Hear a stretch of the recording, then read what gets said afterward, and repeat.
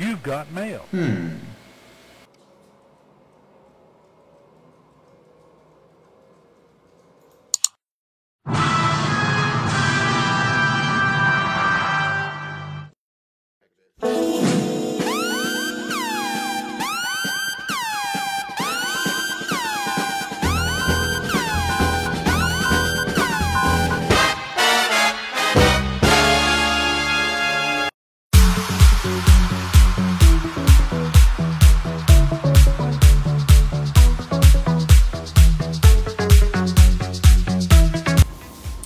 Alright, enough with the fun.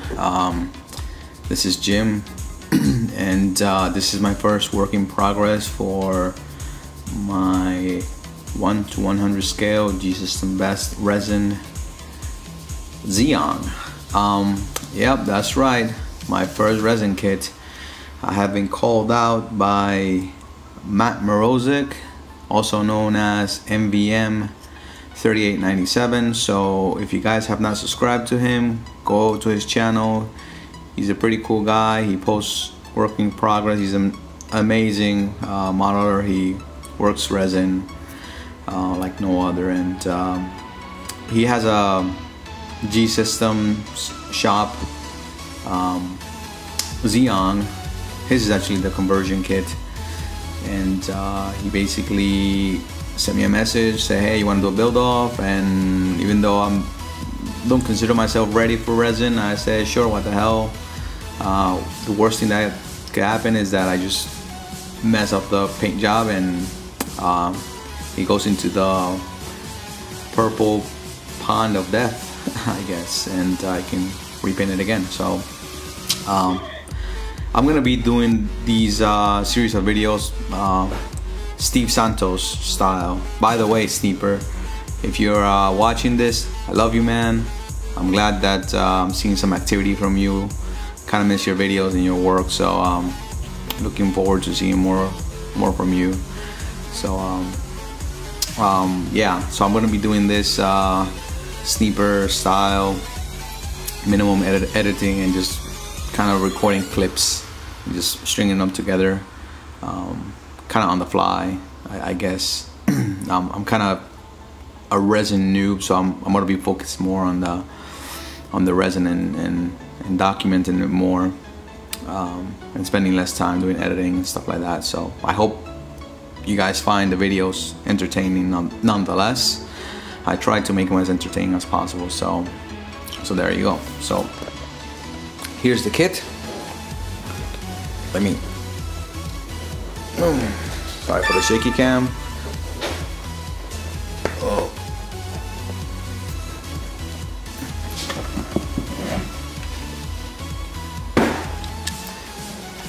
So if you guys haven't seen the unboxing of this kit, click on the video and check out the unboxing.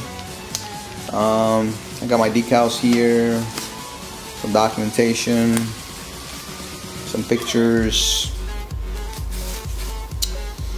And what I basically done is I just removed them from the bags, make sure and check that all the parts are there according to the parts list, and put them in these Ziploc bags. Kind of helps me keep track of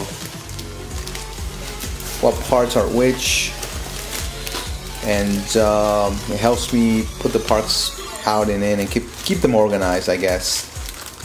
So the kit is complete. I've checked all the parts, and I'm going to start cleaning up this guy. So go to Matt's channel, link you guys to his video where you see his first work in progress, and this should be a lot of fun. So I'll end this clip here, and I'll see you in a bit.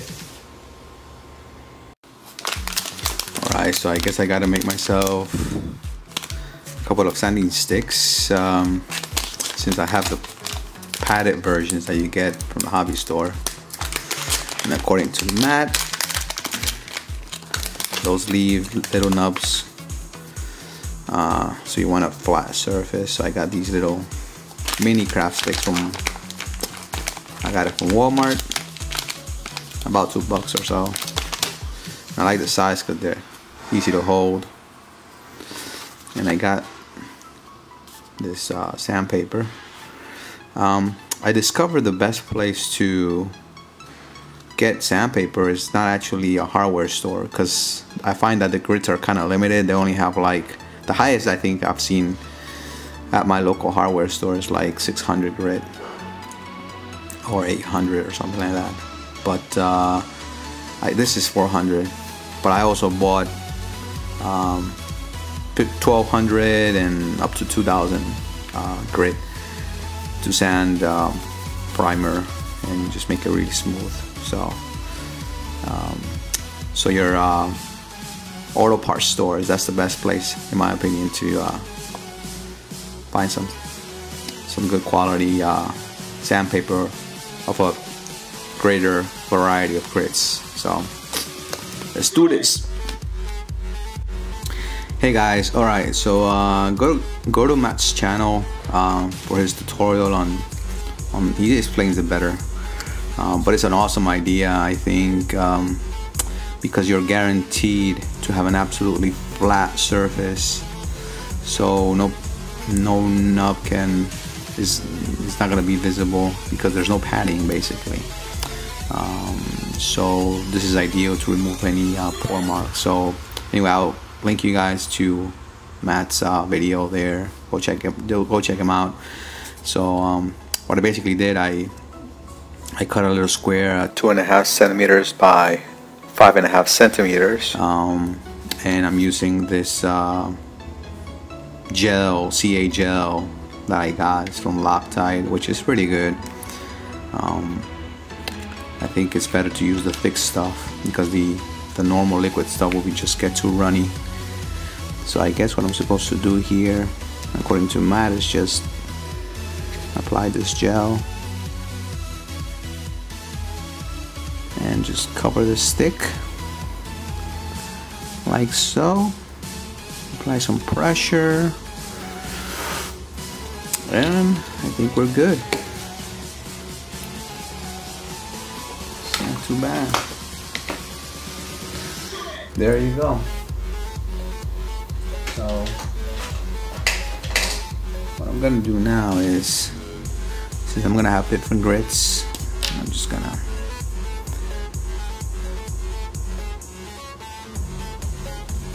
there we go, 400 grit.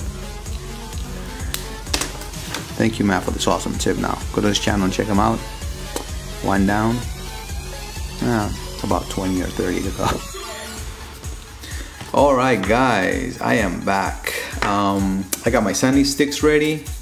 I got 400, 500 and 1000 grit to get rid of those pore marks. And I already kind of started marking my pieces.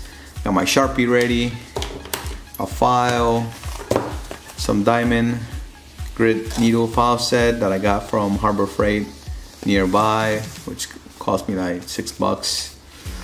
And of course my trusty respirator. Now resin is very harmful to your lungs. Do not breathe in this stuff. So if you're gonna sand, protect your lungs, or do a wet sanding also, so that the particles don't get airborne as easily. So be careful guys, if you're working with resin, be careful out there.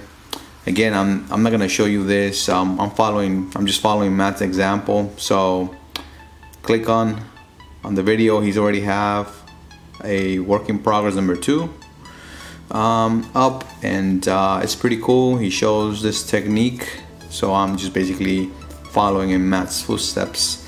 And also I'll link you guys down below to Major Williams blog. He has a few cool tutorials, and some of them are resin, so go check him out. And hopefully by the time I am done cleaning all these pieces, Matt will have his painting tutorial up. Fingers crossed. I do have some idea. I know the theory behind it, and it has a cool use of blue tack. Blue tack very handy, so you can align the pins properly. But hopefully Matt will be able to show us how to do that, and by the time he does, I hope to have at least some or part or all, hopefully, of this kit fully prepped up, which means getting rid of these pour marks, any imperfections, and doing a thorough sanding with a high grit sandpaper, and just kind of feeling for imperfections and sanding those imperfections away. So there you go. That's all for the work in progress for now. Thank you guys for watching. Wish me luck. And again, go and subscribe to MVM3897, Matt Mrozek. And I'll talk to you guys soon. Bye.